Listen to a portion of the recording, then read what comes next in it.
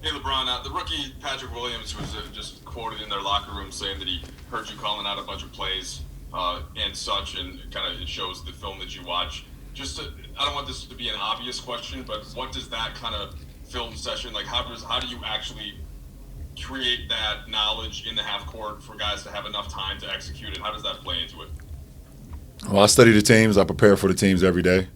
Leading up to the game. And watched film on them yesterday. I watched their game yesterday that they had versus Charlotte. Then I watched a lot of film this morning, and just try to get accustomed to a lot of the sets that they run, so I can keep my guys prepared, keep them a little bit ahead of the play.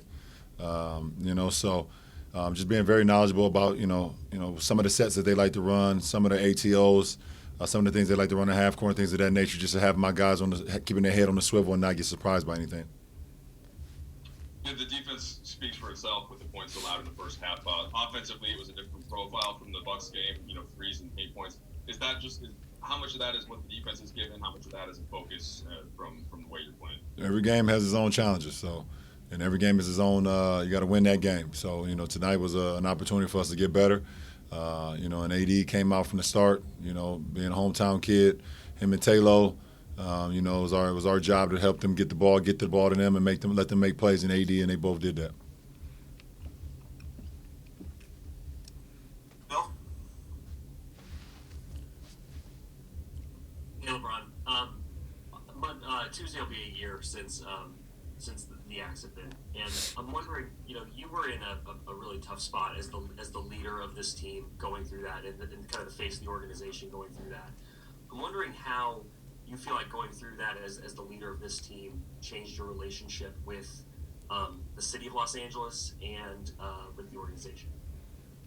I try not to put myself back in that headspace, because it was just too dark for not only myself but for organization and for everyone that's involved in it.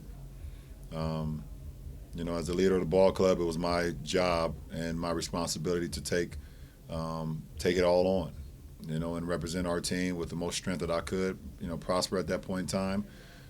For the purple and gold, for Laker Nation, it was my job to take that responsibility, and I wanted to let everyone know inside this organization that I was okay with doing that, and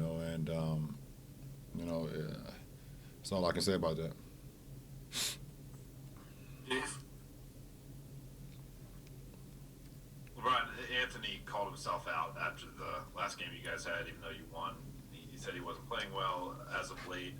I'm curious, is that part of the accountability that you guys speak about as what you want to have in that locker room? Him acknowledging that he wants more from him, and did you put your arm around a guy like that? Do you try to help help him going through whatever the funk he claims it to be? Absolutely, both. One, sometimes you allow a guy to kind of go through it and figure it out for themselves, but also at the same time, let him know that we're here for him. And me as a leader of the squad, and me as his brother, let him know whatever he needs from me, I can do. And it started with us, getting him the ball early and often. Tonight, and it's just right back on track. Wow. Hey, LeBron, one of the common threads between you and Kobe is how much you both love Michael Jordan. And I'm wondering, as when Kobe was coming up, I mean, he was very famous for kind of replicating Mike and doing those moves. As either a teenager or a young guy in the league, was that something that you sort of had an appreciation for and gave you any kind of respect factor for Kobe?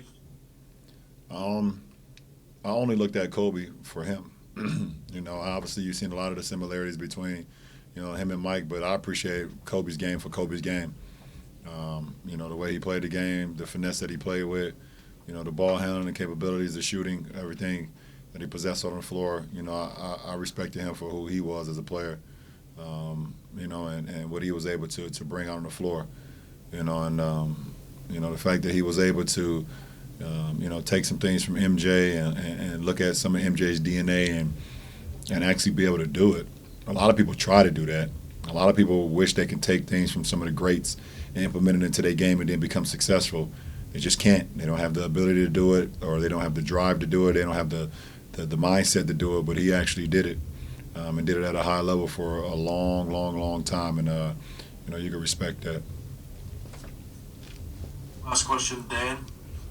Ron, I appreciate you and your willingness to talk a little bit about some of this stuff. You guys talk about Kobe. You do it when you break huddles. You did it last year when you wore the Mamba jerseys. You guys have celebrated him in the year. How did that help the grieving process, and why is it important to continue to do that as a team? I mean, it's a saying that says time heals all. And as devastating and as tragic as it was and still is to all of us involved with it, only time, and it takes time. Everyone has their own grieving process. Everyone understands how, everyone individually is different, and everyone is going to, grieve differently, and how long it takes them to come to grips with it, that's up to them and that individual. All you can do as a friend or a loved one or anyone, in our brotherhood and our familyhood that we have here with the Lakers organization, is to put an arm around someone when they need it. So, us being able to remember him and, wear the jerseys during the postseason, have the postseason success we had, like as you guys saw with those uniforms, or, we got a lot of guys that wear shoes still to this day, obviously. I'm able to wear the 2-4 on my finger every night. And then when we play in Staples Center, you see that 8 and 2-4 in the rafters, and be able to just live his legacy on, It's a lot of things that die in this world, but legends never die, and he's exactly that. So, it's all about representing that.